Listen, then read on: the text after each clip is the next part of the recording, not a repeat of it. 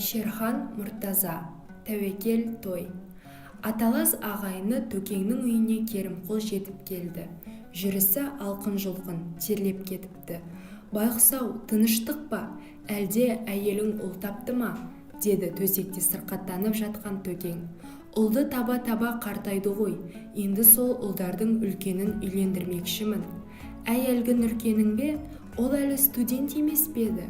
13-де отау иесі деген, қазір 20-ға келді. Ағайыны ойланып қалды. Өзінің әкесі Жарықтық Құттыбекті баяғыда 13-де-ақ үйлендірген екен Есейбай. Мына Керімқұлдың әкесі Қарағұл мен Есейбай бір атадан, Тоқсанбайдан туған. Мұныкі де дұрыс-ау, деп қойды ішінен ағайыны. Адам бейшараның ғұмыры қысқа, 100-ге келсе де аз ғой. Қарға екеш қарғада 3 жыл жасайды дейді. Менің ботаханым 30-ға таяды, әлі бойдақ. Жоқ, бұл Керімқұлдікі де дұрыс бір жағынан. Тойды қайда өткізбексің, үйіңде ме? Жоқ, деді Керімқұл, шоқ басып алғандай шошып кетіп. Үйге кім сыяды? Мен 500 адам шақырамын. Не дейді? Деп жайшылықты сабырлы Төкең жастықтан басын көтеріп алды. 500 ағайын жекжатты қайдан таптың? Таптым. Мына жағы Жасылкен, мына жағы Мәуелі. Сен сияқты үйде омалып отырып алмаймын. 3 облысты аралап жүріп, ағайын, құда, жекжат бәрін таптым. Тоқсанбай бабамыздан тараған үрім бұтақтың өзі 100-ден асады. Біз өніп өскен тұқымбыз ғой. Енді сол үрдісті ара қарай дамыта беру керек емес пе? Әрі десе той шашырап кеткен туыстың басын біріктіреді. Ей, Төке, бұл той деген дәнекер біле білсең. Байқұс-ау, қарға тамырлы қазақта не көп? Жекжат көп. Санай берсең 1000-нан асады. Маған десең 1000 адам шақыр. Бірақ ақшаны қайдан табасың? Әлде баяғы Есейбайдың Қыршынды тауына тығып кеткен алтынын тауып алдың ба? Деп Төкең күйіне бастады. Бұлай өзі есебін шығардың ба? Калькулятор деген болады. Ой, Төкәй, деп Керімқұл сасырдың сояуындай қолын бірақ сілтеді. 500 адам әр қайсы ең құрығанда 5000-нан теңге әкелмей ме? Қайта, менің есебім бойынша ресторанның төлемінен артылып өз қалтамда қалады.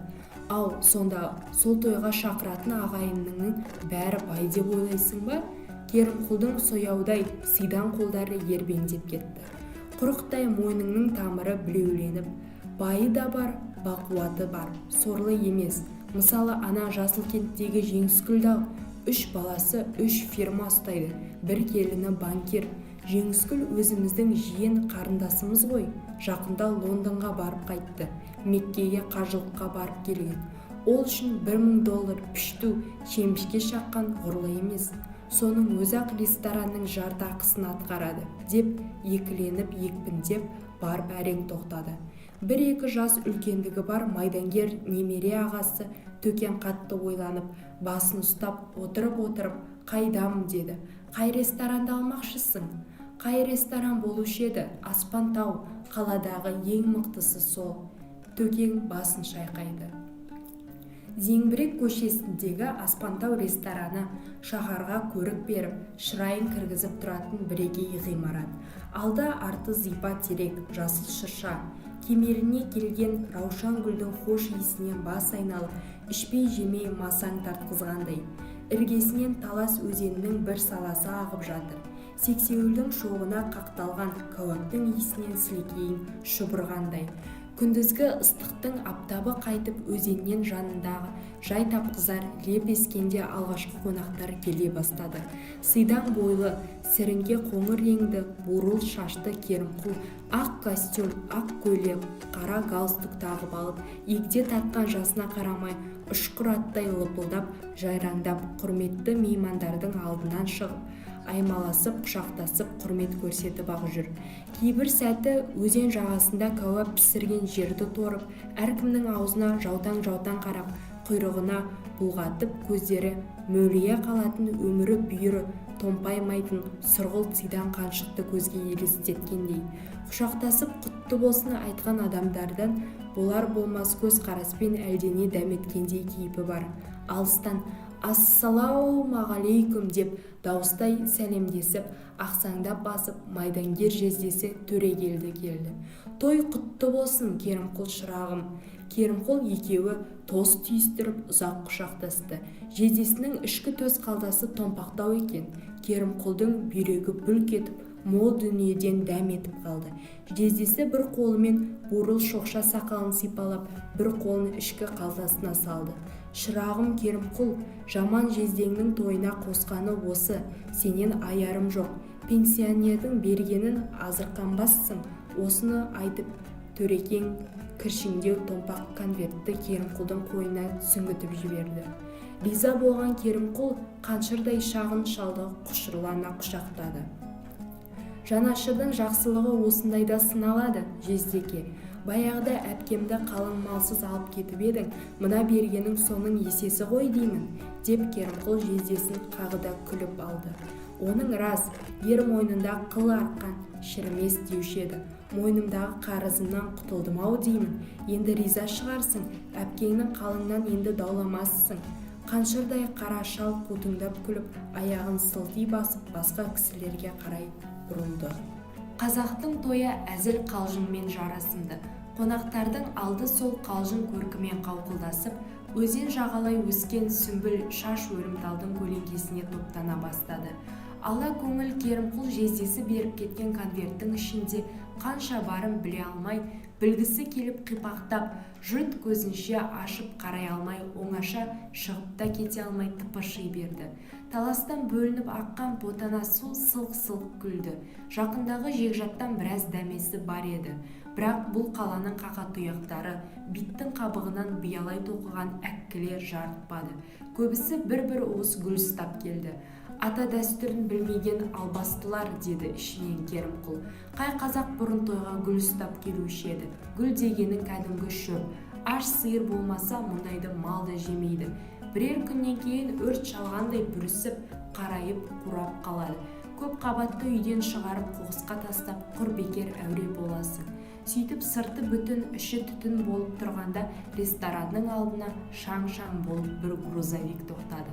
Шофердің қасынан қонған мұрын, тытық тақырбас, балуан тақылеттес гүржейден біреу түсіп, шоферға «Кузовты аш», деді екпіндей сөйлеп. Шофер кузовтан 4 аяғы шандулы бір қойды түсіріп жатқанда, әлгі дәу Керімқұлды бас салып құшақтап, құтты болсын айтты.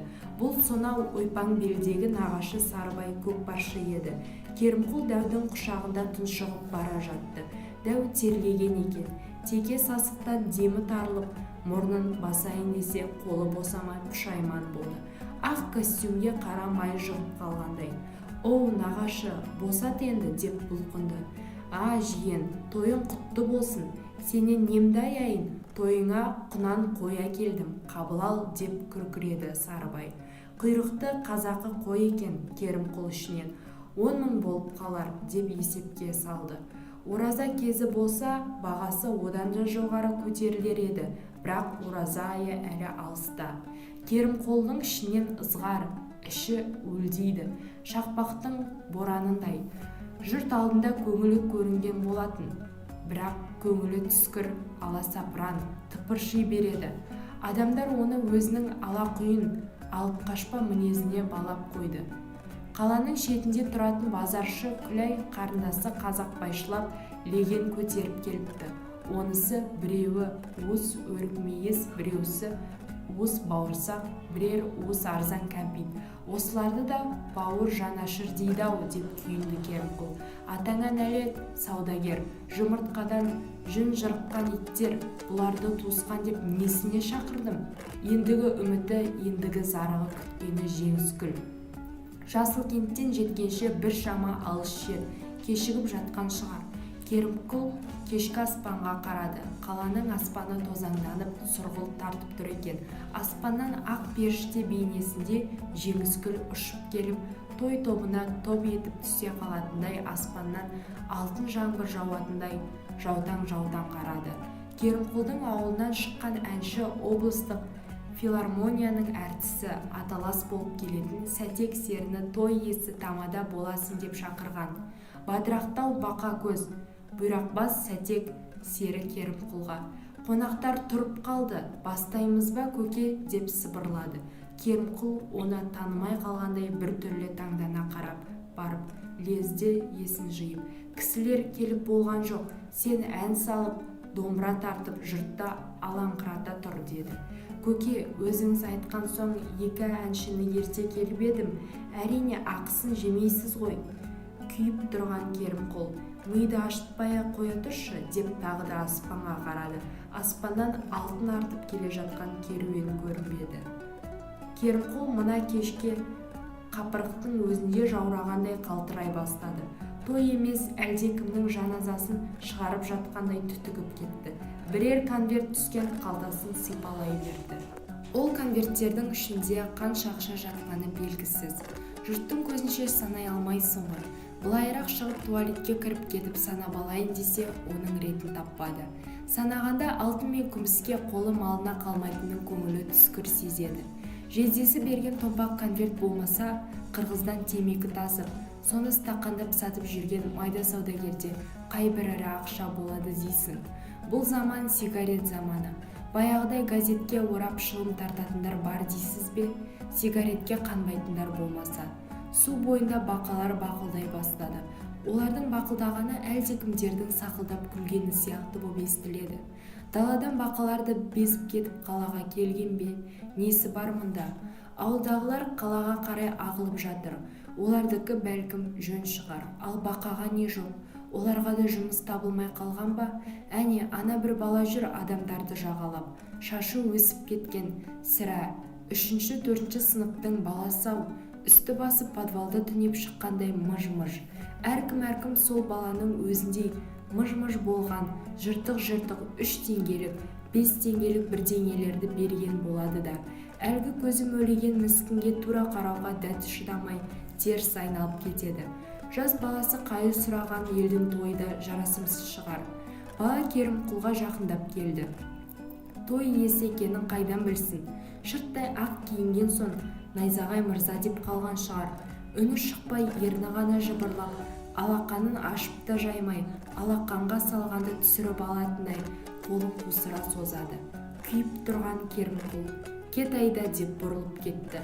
Шыршытай болып тап-таза киінген үлкен кісіден мынадай сөлекет сөз есітемін деп ойламаған жас бала жүрегіне қалмақтың оғы тигендей қатты назаланып қалды.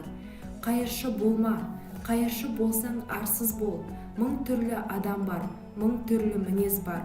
Соның сорақыларына мән бере берсең, жауқазыныңнан жайрайсың.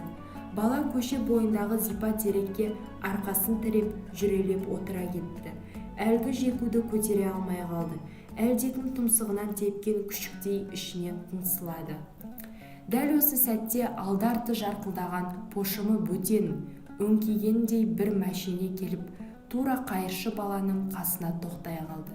Сөйтсе бұл көлікті джип деп атайды екен. Шомбал шопыр қарғып түсіп, асыға басып, артқы есікті ашты. Ай мен күндей жарқ етіп, ар жақтан бір әйел алтын білезікке білегі толы қолын соза беріп еді. Шомбал шопыр қап-қара қолымен алтындаған ақ білекті ұстап, әлгі ханымды сүйемелдеп жерге түсірді. Керімқұл мойнына іштей алабұршақ салып, Алладан тілеген жеңіскүл осы еді. Көк терекке сүйеніп, бүкіл әлемді жек көріп отырған қайыршы бала орнынан атып тұрды. Жеңіскүлдің жүрегінің тұсынан құлпырма күн шыққандай әлдене жарқ ете қалды. Оның не екенін бала түсінген жоқ, тек көзі қарыққандай болды. Жеңіскүл табанын жерге тигізерін не тигізбесін білмей, перламутр туфлиінің өкшесімен ғана тұрып қалды. Қасиетті әулие атаның көшелері күнде сыпырыла бермейді ғой. Сәл шаң топырақтау еді. Әттең Керімқұлдың есіне келмегенін-ай, әйтпесе Жеңіскүлдің жолына кілем төсеп тастауы керек еді ғой. Керімқұлдың сыйдан сирағы шегірткенің серпініндей ыршып кетіп, жиен қыздың қасына бірақ қарғып жетті. Бара бас салып құшақтап, жиенінің бетінен ары да сүйді, бері де сүйді. Жеңіскүл қанша қарсыласса да болмай, өліп кетердей өңмеңдеді. Шіркіндей сезім болсашы, өзінше жағынамын дегені, оны Жеңіскүл жақтырмайды. Өйткені Жасылкенттің арулар залында 3 сағат отырып жасатқан прическасы, макияжы құрыды ғой. Сілекейдей беті айран жаққандай айғыз-айғыз болып қалды. Керімқұлдың арының әрең басып: «Немене, нағашы тегі, жүдә сағынып қалғансыз ба?» деді жыламсырап. «Тойыңыз құтты болсын, тойыңызға қосқан скромный тарту» деп туфли түстес перламутр сөмкеден бір конверт алып нағашысына ұстата берді. «Құтылдым ба, құтылмадым ба» дегендей бұрылып ала жөнелді. Керімқұлдың кеудесіне күдік кірді. Конверт жұқа, скромный деп жиен қыздың өзі айтты. Соңғы үміт осы жиен қызда болатын. Әлде доллар шығар деп жұбатты өзін. Әрине доллар. Жеңіскүл теңгені не қылсын?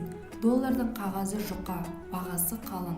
Шымалдай жұрттың көзінше конвертті ашып қарай алмай, көзімен көріп, қолмен ұстап, саусақпен шытырлатып санай алмай, көңілі сенбей, қатты қиналды. Туалетке кіріп кетіп санамаққа тағы да батылы бармады.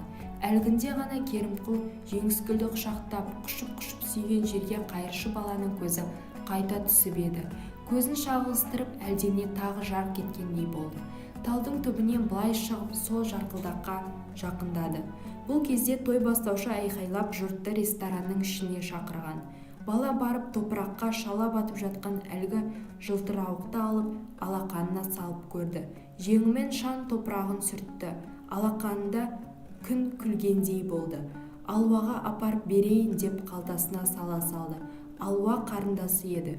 Өзі сияқты киімі жоқтан мектепке де бара алмай қалған. Шешесі екеуі бүгін базар жаққа кеткен. Сірә Алуа да базарда әркімге алақан жайып жүрген шығар. Қайшы қызға әсем тана не керек деп, бала судың жағасында ақсақ иттің қасында тұрып, қалтасындағы жылтырақ затты өзенге лақтырып жібергісі де келді. Алуаның кіркі жамау көйлегіне жараспайтын да шығар. Қалтасынан шығарып күнге тосып, қасындағы ақсақ иттің көзіне шағылыстырады. Ит шошып түсіп шойқаңдай басып, әрірек барып отырады. Итке гауһартастың керегі жоқ. Кәуап шайнап отырғандарға мөлие қарайды. Қаңғыбас иттің көзінде адам түбіне жетпес тұңғиық терең мұң болады. Той қыза бастаған тұста алғашқылардың бірі саналып Жеңіскүлге сөз берілді. Той басында қиқылжыттау, түп-тұқияннан бері асыл затты ақ сүйек тектілердің тұяғы, ай мен күндей ажарлы, жүрген жері құт береке базарлы, қазақ әйелдерінің эталоны десе де болғандай Жеңіскүл ханымға сөз кезегін аса бір құрметпен ұсынамын. Мұндай қолпаштаудан кейін жиналған жұрт бәрі де Жеңіскүлге жаппай қол шапалақтап, бәрі де соның аузынан алтын төгілгендей сілтіде тынып назар аударды. Мұндай мол ықыласқа масаттанған Жеңіскүл өзіне қадалған сол көздерді құлағындағы, мойнындағы, омырауындағы меруерт, лағыл гауһар тастармен қарықтырмақ болып жан-жағына бұрылды. Жайшылықтағы гу-гу әңгіме, абыр-сабыр қимыл, жүріс-тұрыс сап тыйылды. Шымылдық тұтылған төрдегі жас жұбайлар орындарынан атып түрегеліп, генерал көрген солдаттай қалшия қалды. Жеңіскүлге ән салатын халық артистеріндей алтын гауһары жарқыраған жұдырығын аузына тақап бір жөткірініп алды да тарғыл-тарғыл ащы дауыспен сөз бастады. Жәмпеңдеген тамада микрофонды аузына тосты. «Ардақты нағашым Керімқұл», деді Жеңіскүл тамағын тағы да кенеп. «Менің аяулы анам Әсемгүлдің ағасы». Осы арада дауысы дірілдеп бара жатты. «Анам тірі болғанда осы тойға өзі қатысатын еді-ау» деп барып жарқ-жұрқ еткен шағын сөмкеден аппақ бәтес орамалын алып көзін сүрткендей болды. Оған сол қимылдан бетіне қалың жағылған опа омырауына түсіп жұтап қалғандай көрінді де әлгі орамалмен кеудесін сүрте беріп мелшиді де қалды. Сөйлей алмайды, кенет тілі күрмеленгендей, албыраған ақсары жүзі қуқылданып, боп-боз болып тіпті көгістеніп бара жатқандай көрінді. Жан жағында қарсы алдында отырғандар бүкіл зал үрпиіп не болғанын біле алмай дал. Жеңіскүл омырауын қайта-қайта сипалай берді. Еденге қарады. Одан үңіліп үстелдің астына қарады. Одан микрофон ұстап мелшиіп тұрған тамадаға қарады. көк жасыл сары көздері зәрленіп, сен алған жоқсың ба деп зірк етті. Ана байғұс сасқалақтап, ойбай, апай, нені деп ыршып түсті. Мына омырауымдағы бриллиант тананы. Ойбай, апай, не деп тұрсыз? Тана көрсем мені тана тұрмақ өгіз ұрсын. Жаңа маған микрофон ұсынғанда қолым омырауыма тиіп кеткендей болған. Тана деп тұрғаныңыз не тана ол? Бриллиантовые подвески на 50 тысяч долларов, ақымақ. Көк жасыл сары көздері енді ақшиып бара жатты. Тамада шын сескеніп кейін шегінді. Ұстаңдар ананы, нағашы, ана сұмырай қашып кетпесін деп баж-баж етті Жеңіскүл. Тойдағы жұрт орындарынан өре түрегелді. Керімқұл жан ұшырып, не қыларын білмей тозақтың отына түсіп кеткендей. Әй жетіспегір, алсаң бере ғой, әшейін ойнап алған шығарсың, деді тамадаға. Әу көке, не деп тұрсыз? Не қылған бриллиант? Мә қара, тін, деп тамада екі қолын екі жаққа жайып жіберді. Сонда Жеңіскүлдің қарсы алдында отырған жуантық қазақы қара кемпір. Әу Жеңіскүл қарағым, мен бағанадан бері сенің шашыңдағы, құлағыңдағы, мойныңдағы, білегіңдегі, саусақтарындағы алтын гауһарларыңның бәрін сан қайтара санап шықтым. Екі көзім сенде, бірақ омырауыңнан гауһар тана көрген жоқпын. Көрсем, оны да қызықтар едім ғой, деді. Салиқалы кемпірдің сөзі салмақты шықты. Тойдан той көріп жүріп, мұндай концерт көрген жоқпын, деп қарқылдады әлдекім. Жұрттың бәрі үстерінен зіл қара түскендей қауқылдасып, күлісіп, орындарына қайыра жайғаса берейін деп еді. Жеңіскүл қайта қозды. Үні тарғылданып, әй нағашы, деді. Орнынан былай шығып, Керімқұлға қарай кетіп бара жатып, артына қайта бұрылып, орындықтың арқалығына іліп қойған перламутр сөмкесінен ала салып, Керімқұлға ымдап сыртқа шық дегендей ишара жасады. Ресторанның дәлізіне шыға беріп, нағашы, мен сізді жұрт көзінше ұялтпайын дедім. Тойыңыздың шырқы бұзылмасын десеңіз беріңіз, деп қатқыл бұйыра сөйледі. Керімқұлдың көзі шарасынан шыға жаздады. Нені байғұс-ау? Нені? Бриллиант тананы, шырағым, шалықтап тұрсың ба? Бриллиант деген бәлені қашан беріп едің маған? Жаңа мен машинадан түскенде мені неге құшырланып құшақтады десем, омырауымдағы тананы алып қойған екенсің ғой. Бере ғой енді, мен ешкімге айтпай-ақ қояйын. Керімқұл не дерін білмей тілі байланып мелшиді де қалды. Бұл кезде жұрт ошарылып қалмасын деп тамада жігіт анекдот соқты. Бір өзбек, бір орыс, бір қазақ болыпты. Үшеуі де арманшыл екен. Өзбек шіркін айға барып базар ашсам дейді. Орыс орасан зауытым болса деп армандайды.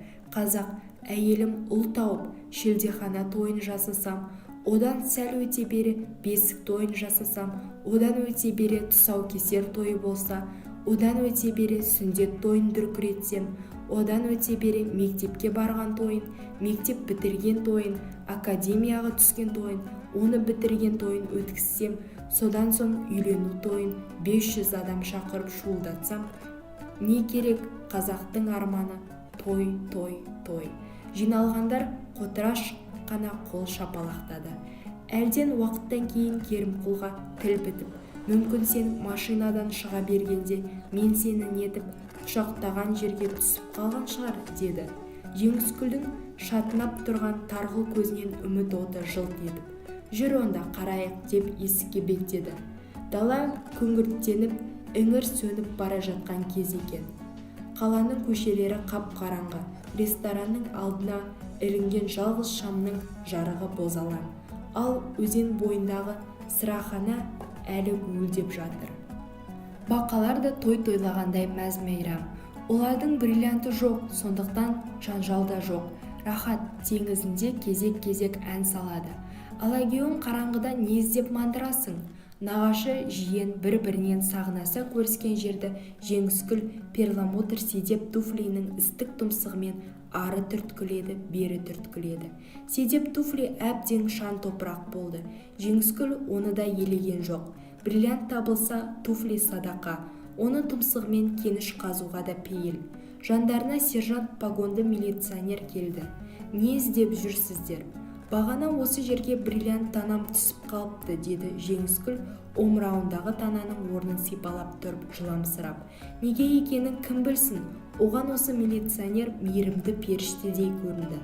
Бағана болғанда қай сағатта, деп милиционер уақыт дәлдігін талап етті.